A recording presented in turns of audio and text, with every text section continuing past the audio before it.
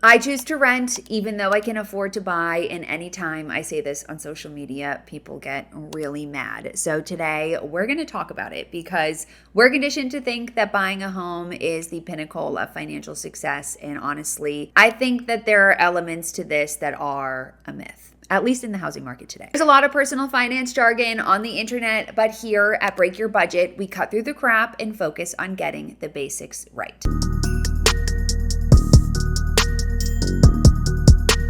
I want to start this video off by very clearly stating that I am not anti-home ownership, and I do very much so look forward to purchasing a home at some point in my 30s. That being said, when I do make that purchase, I will know exactly what I am signing up for financially, and it'll be at a time in my life where I can truly afford the home and will not have to make lifestyle sacrifices in order to make ends meet. As I mentioned earlier, real estate in the US specifically is really positioned to be like the pinnacle of financial success. And what I often see is that people don't really take you seriously if you don't own your home, at least from a financial lens, which I find to be really ironic because my net worth is a lot higher than a lot of people I know who own a home, and I rent. And I think we're just judging, A, people for the decisions that they're making, but B, we're looking at wealth from a very biased and preconditioned lens, and we're forgetting that there are so many different ways to build wealth,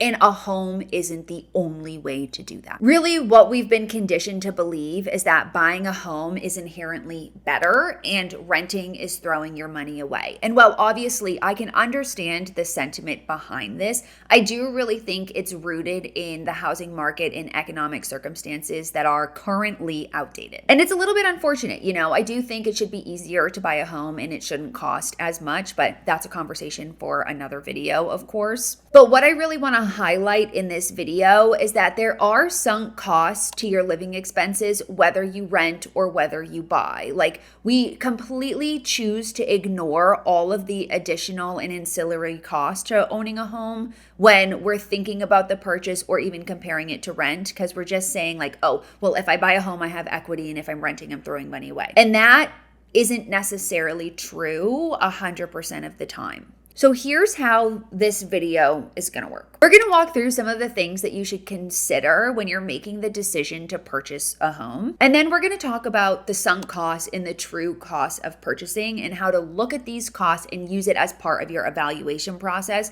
when you're deciding to make the purchase, for one, but two, when you're deciding how much of a house you actually want to buy. Like, what's that magic price for you that makes the most sense? In a future video, either next week or the week after, I'm going to come back and run through some different examples, because I think the big challenge with this rent versus buy conversation is it's obviously unbelievably nuanced and situational, and there's no way for me to go through every single individual situation in every single city and every single, rent versus buy comparison in a video. So hopefully those examples too can help just illustrate the thought process and how you can actually run the numbers when you're making this very, very, very important decision that we all seem to overlook in the name of equity.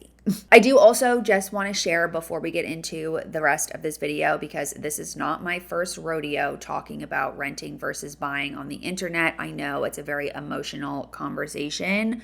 First being, as I just said, this is an unbelievably nuanced conversation, okay? So I don't know the details of your life. I'm not criticizing your prior decisions. I am just helping people who are making the decision really look at what those numbers could be and be empowered to run the numbers on their own.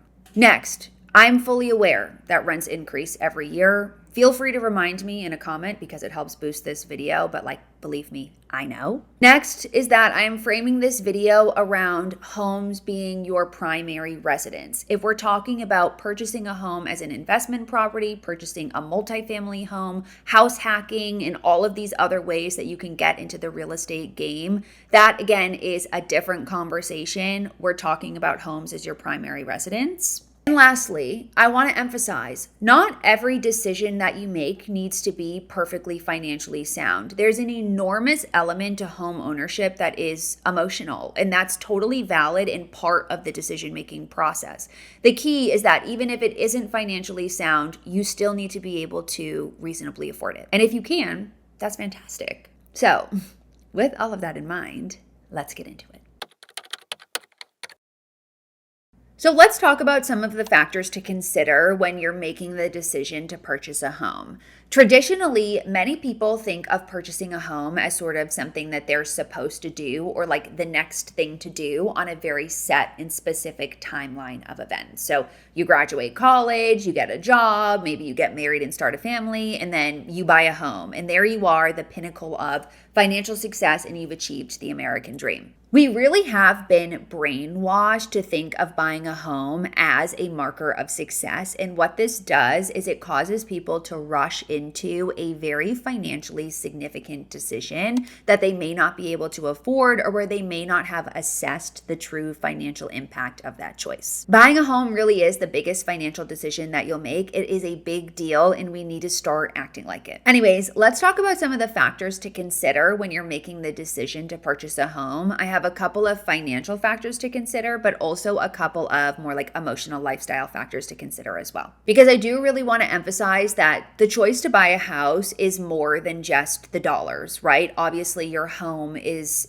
your safe space. It's your environment. It may be the place you raise your family. It's much bigger than just the cost, but the cost is obviously a very important part of the equation. The first financial factor to consider is obviously the upfront cost, right? You need to have money for a down payment, and that could be either a financial goal you're currently working towards or, the barrier to entry for what type of home and how much home you can actually afford. Most people think of the upfront cost as being just the down payment, but it's actually more than that. And when it comes to the down payment, I know that there is a spectrum of what people choose to put down. I personally, when I do buy a home, will only be putting 20% down. I know you can put 10% down or you can take out different types of loans to help make this barrier to entry a little bit lower. But when I think about my own decision making, I don't want to pay private mortgage insurance or PMI, and so I will be putting at least 20% down. But beyond the down payment, you can't forget about the other upfront costs that come along with it, and usually it's like $10,000 to $15,000 of additional money. So the closing cost, the inspection, and then furniture to actually move and furnish the home you just bought. This expense could be especially more significant if you're moving from an apartment into a house because there's more space that you'll need to furnish, and furniture is very expensive. The next financial factor to think about are the ongoing costs to maintain the home beyond just your monthly mortgage payment. So again, when we're thinking about general affordability of a home, when you're evaluating the decision, you're probably thinking, do I have enough money for the down payment and can I afford the monthly payment? And while that's obviously two very important steps that you need to be able to check the box for, there are additional costs beyond just those two monthly payments that you have to think about. First being property taxes. So I don't know why we leave property taxes out of the home buying equation, but property taxes, depending on where you live, can be a significant annual expense.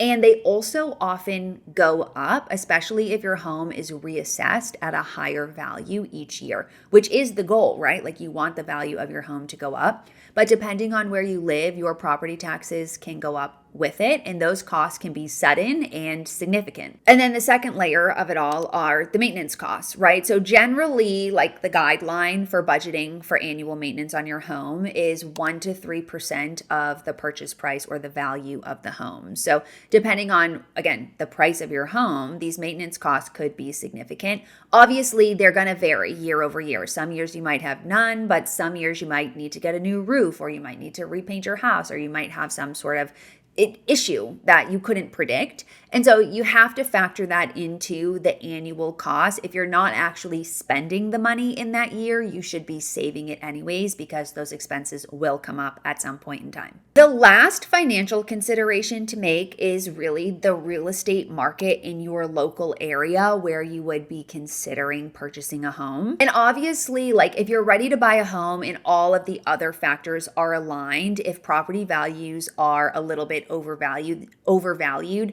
that shouldn't be the only thing that prevents you from buying a home. But you really do have to consider it along with interest rates, right? So interest rates right now are a huge part of the conversation because they are pretty high. And I think a lot of people are waiting for interest rates to go down to what they were during COVID, which really isn't realistic. The issue, at least in present day, summer of 2025, is that not only are property values overvalued, but interest rates are also super high. So it's squeezing buyers out of the market because not only can they not afford the down payment, but the monthly payments are just too high. The reason why this is so important is because a lot of people think, well, oh, I'll just buy and then I'll refinance later. But you have to make sure you understand the financial impacts of doing that and what the amount of interest you would pay over the life cycle of either loan would still be. But also because you don't want to purchase a home that's like significantly overvalued, especially if you want it to increase in value and sell it for more than you bought it for. The goal is for there to be room for the home to appreciate while you live there. And if you're buying it for more than what it's actually worth, you could run into some issues. With those three financial factors out of the way, I also think it's important to touch on some of the more emotional and lifestyle factors because that's a huge part of the buying decision-making process. So assuming that both the monthly and upfront costs of home ownership are something that you can handle, let's talk about some of the other factors. First being lifestyle flexibility. So a home is an anchor. So you want to make sure that if you are purchasing a home, it's in a place that you plan to stay in for a longer period of time.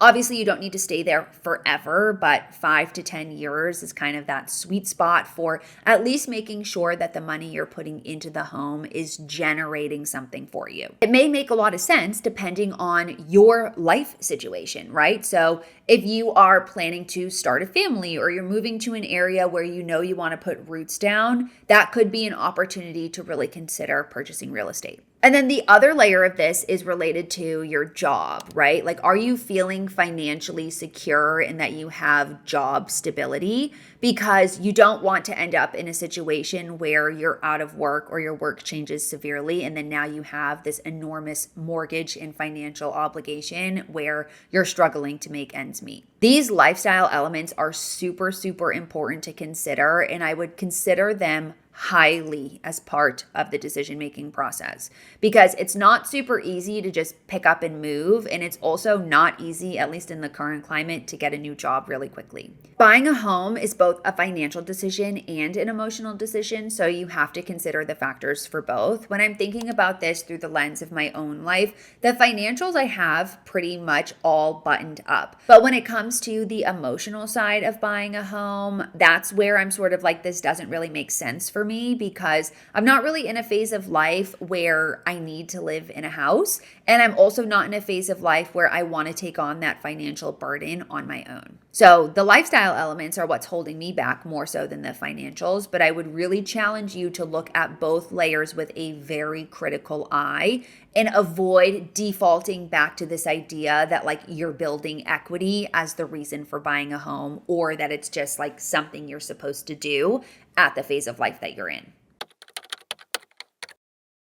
Let's move into the last part of this video, which are all of the sunk costs of buying a home. And my goal here is to really debunk this myth that rent is just throwing money away and buying a home is inherently better. Because while there are scenarios where it could be, there are many scenarios where it's not what it seems.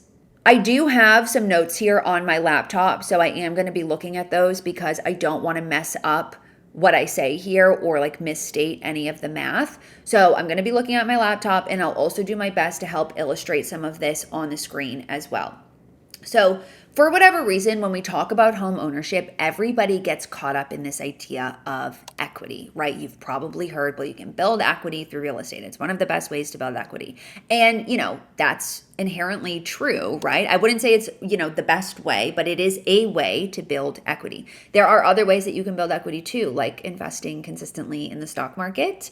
But let's talk about what equity actually is, because I think there's some misunderstanding of what it genuinely means. So equity is the portion of your home that you truly own. So we're going to use this example of a $500,000 home all throughout this part of the video. So let's say you own a $500,000 home and you have a mortgage where you owe $350,000. Your home equity is the difference between those two numbers. So it's $150,000 in equity in your home.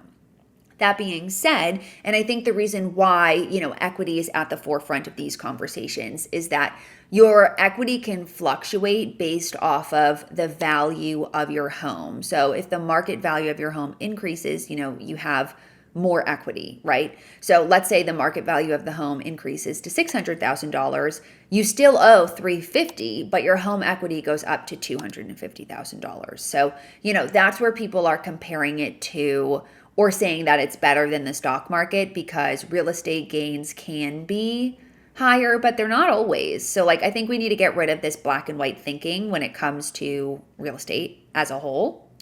The key thing to know here, though, is that home equity is theoretical value in the same way that investment growth is theoretical value, and you don't actually realize it until you sell.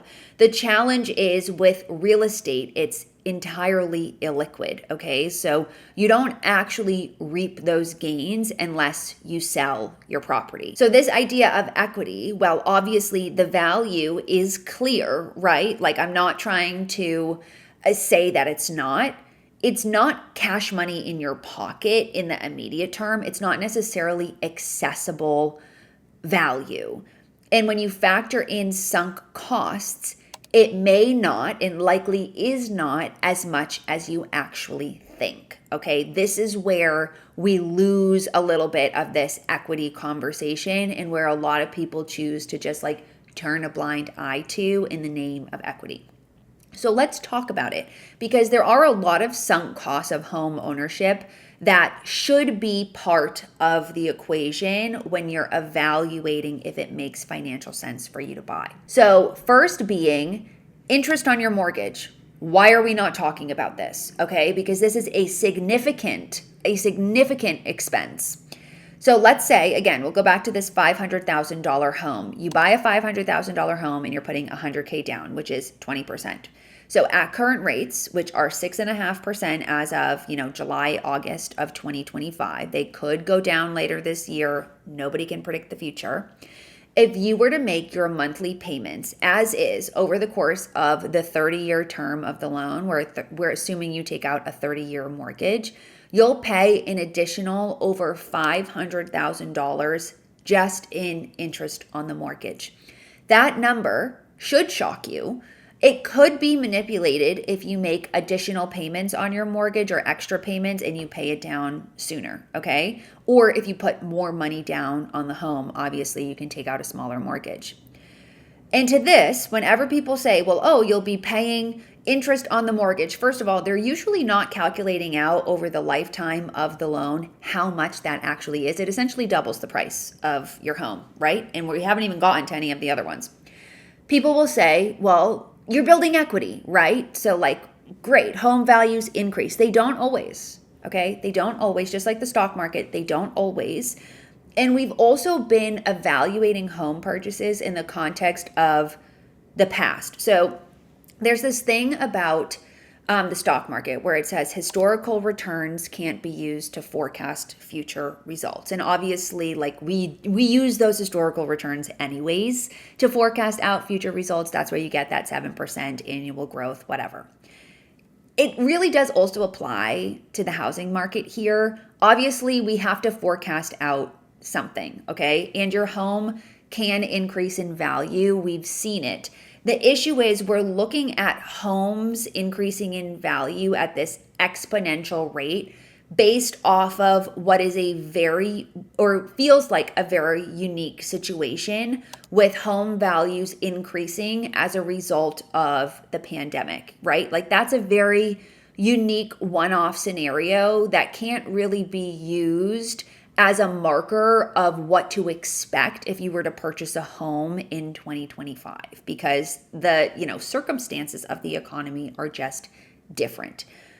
With that, not even on the table, in order to even break even on the home purchase in 30 years, you need to sell the home that you paid $500,000 for over $1 million, meaning that that home would need to double in value.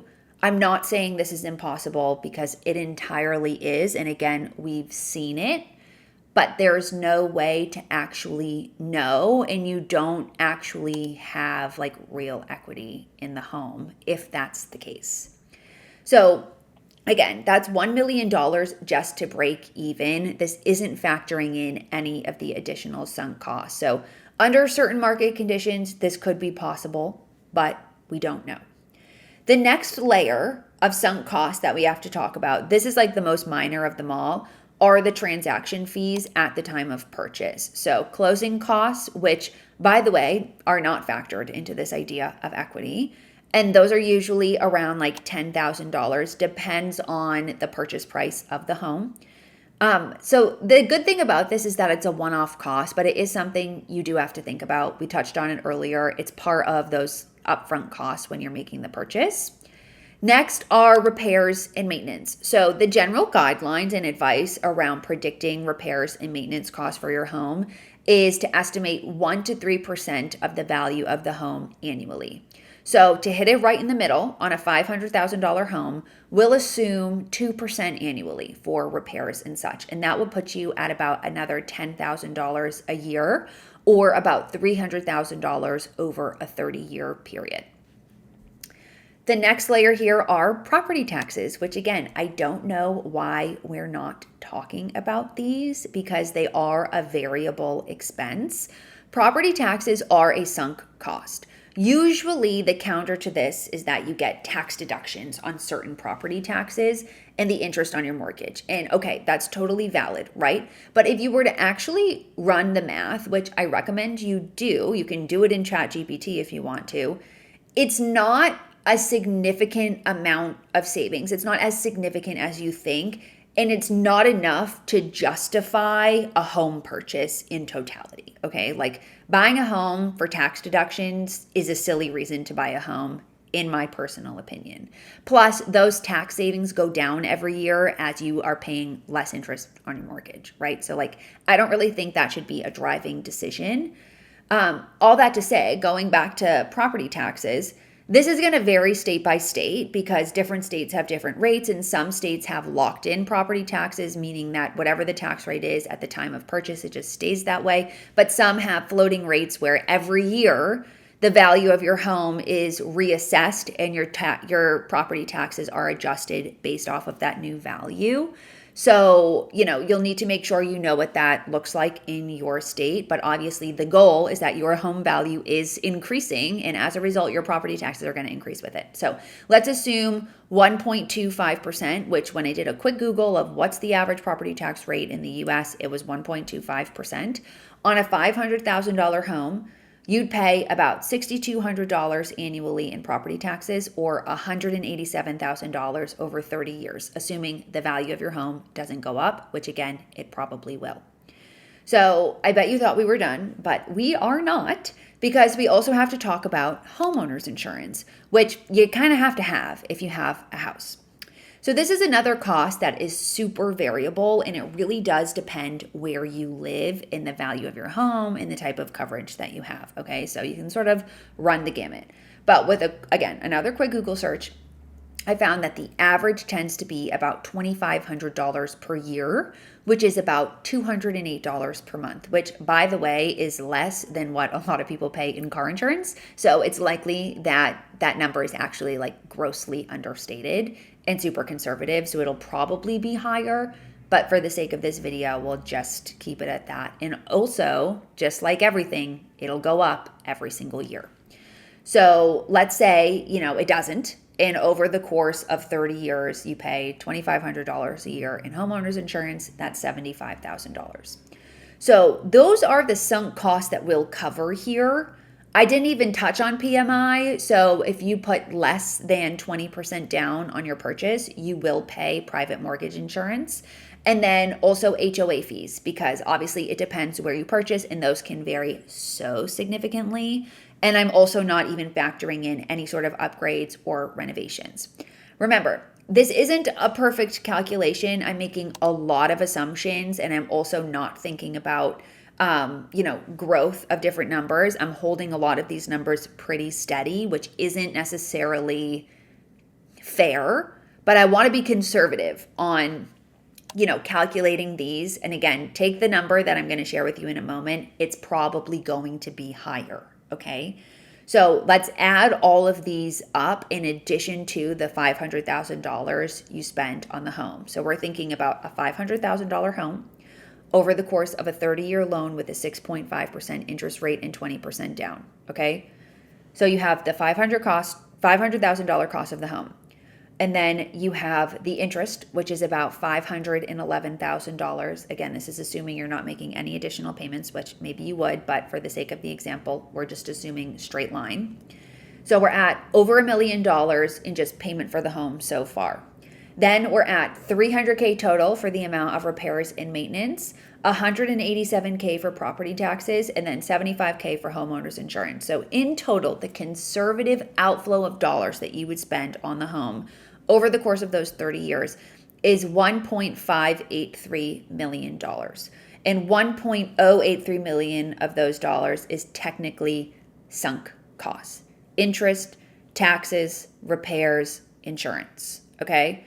So this whole idea that renting is throwing money away and buying doesn't necessarily hold. And I'm going to stop right there, I'll pause you right there, because I know somebody's going to say, so, but what if you were to sell the home? Which you could, okay? And this is where the argument for home ownership makes a little bit, I don't want to say makes more sense, but could make sense. So in order to break even on the purchase, you would need to sell the home for $1.53 million. Again, we're assuming this is a conservative number, right? This is holding everything constant. But the upside is if you were to sell that home for that 1.53 after, 30 years, which isn't, again, entirely possible based off of what we've seen historically, but we just don't know, then the upside is technically for those 30 years, you've lived for free. If you sell it for more, then obviously you make money. And if you sell it for less, then you've lost money. That's pretty straightforward. What the issue is, or what you need to evaluate this against, is the opportunity cost of renting and the opportunity cost of the dollars that you've spent on these sunk costs month over month, year over year, if that money were to be invested in the stock market. And this is where the rent versus buy conversation isn't being discussed enough. Okay, we're not looking at opportunity cost. We're only looking at equity in the home.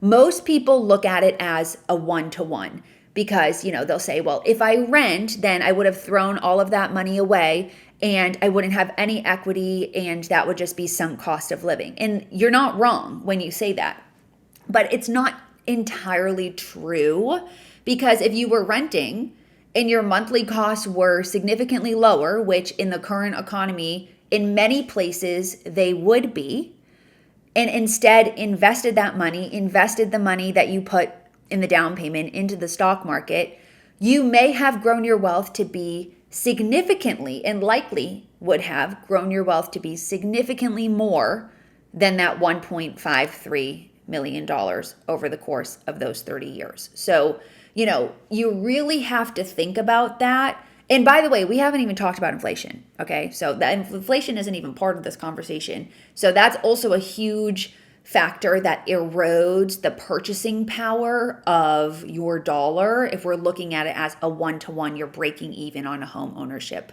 or a home purchase or sale over those 30 years, okay? So at the end of the day, there's no way to actually know for sure, right? Like, I can't predict what the future will look like. I don't know what the housing market will look like in 30 years. I don't know what the stock market will look like in 30 years. What I do know is that you can make reasonable estimates and reasonable forecasts with the information that we have today. And if you are making a decision to purchase a home, you really should run the numbers, if nothing else, to optimize the way you make the purchase so that you can ensure that you're still able to invest for the future in the stock market. Because where I think we run into the challenge, I mean, there's a lot of places that I've mentioned all throughout this, but because we have this idea of equity, we treat home ownership as like forced savings and the only way that we're saving or investing for the future. And it's just not the most optimal strategy for long-term wealth building, right? Like, you do want to make sure you still have room to invest money in the stock market as a diversification purpose for nothing else. Okay? So anyways, I hope that this helped exemplify or illustrate how you can think about home ownership. I'm not claiming that the calculations are perfect. Again, there's actually no way to run a perfect calculation because all of the variables change so much year over year and nobody has a crystal ball to predict the future. But it should illustrate what factors to think about and really help you reshape the way you think about home ownership for your primary residence as an investment. It's really not in a lot of scenarios. It just depends so severely on the rental market where you're living, the housing market where you're living, and what those trade-offs actually look like. So in the next part of this video, we will run through some examples. I think the examples will be really helpful.